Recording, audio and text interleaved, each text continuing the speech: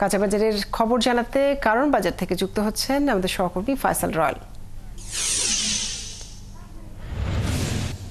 Royal, আজকের বাজারে সবজি সহ অন্যান্য পণ্যের দাম কেমন দেখছেন? এসব পণ্যের দাম কমার বিষয়ে বিক্রেতারা কি বলছেন?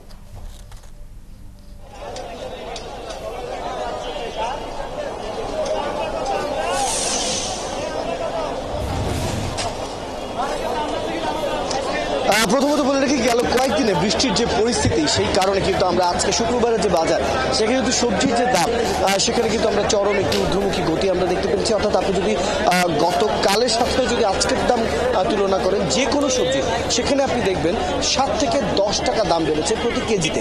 এবং এই যে পরিস্থিতি সেটি সব সবজির মধ্যেই সমহারে আমরা দেখতে পাচ্ছি। অর্থাৎ করলা, পটল, তারপরে ঝিঙে জাতীয় সব ধরনের সবজির দামই গতকাল থেকেই আমরা 10 টাকা, একদিনে 10 টাকা বাড়তে বন্ধ দেখছি। এই বিষয়ে আমরা ক্রেতাদের সাথে কথা হয়েছে, তারা বলছেন বৃষ্টির কারণে যথাযথ সবজি বা যে পরিমাণ সবজি দরকার ছিল সেই পরিমাণ সবজি নাকি বাজারে আসতে পারেনি, এবং যে কারণে মূলত দামটি এই মুহূর্তে বাড়তি রয়েছে।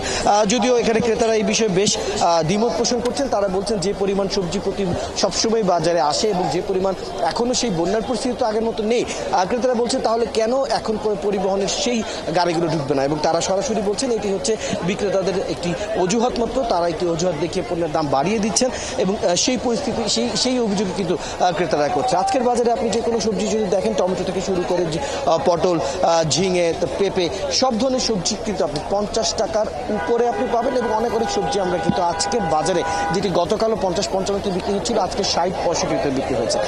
আরও একটি বিষয় আমরা যেটি দেখতে পাচ্ছি, মূলত যে বাজারের যে পরিস্থিতি আমরা এখন দেখতে পাচ্ছি সেখানে ক্রেতাদের বেশ সমাগম রয়েছে, প্রচুর ক্রেতা রয়েছে। তো তারপরেও আমরা যে পণ্যের দাম দেখতে পাচ্ছি এবং যোগানের যে পরিস্থিতি দেখতে পাচ্ছি সেটি নিয়ে তাদের বেশ অভিযোগ রয়েছে। আজকের বাজারে কাঁচামরিচ বিক্রি হচ্ছে 250 গ্রাম 80 টাকায়, অর্থাৎ এক পোয়া কাঁচামরিচ আপনি 280 টাকায় কিনতে হচ্ছে, যেটি আপনার কেজি প্রতিতে প্রায় 300 থেকে 350-এর মধ্যে মান ভেদে কাঁচামরিচের দাম আসলে আজকের বাজারে মিলছে।